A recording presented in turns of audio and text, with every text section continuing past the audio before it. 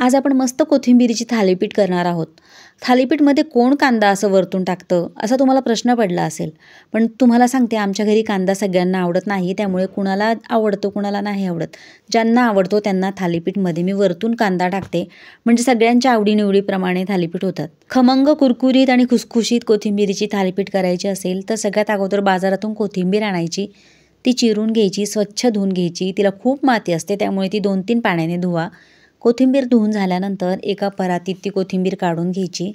काढून झाल्यानंतर त्यात थोडं गव्हाचं पीठ टाकायचं.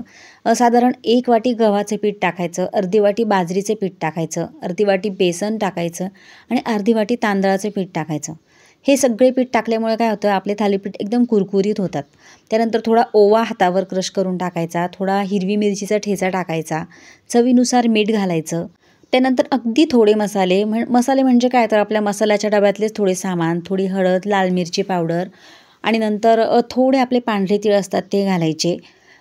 थंड पाण्याने आपल्याला हे पीठ मळायचं आहे. थोडी लसूणची पेस्ट घातली तरी चालेल. ज्यांना लसूण नाही खायचा त्यांनी स्किप केली तरी चालेल.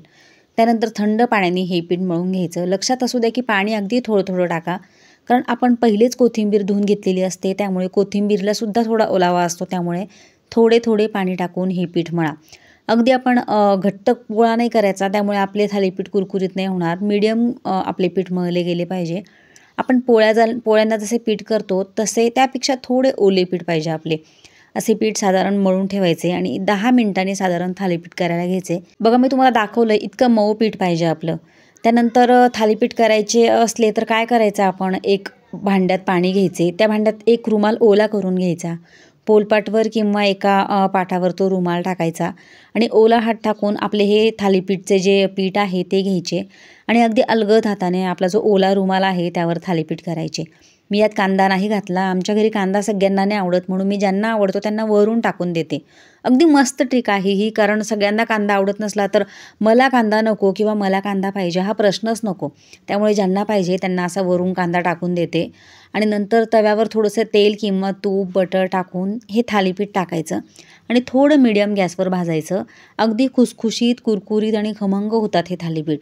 त्यामुळे एकदा नक्की ट्राय करा.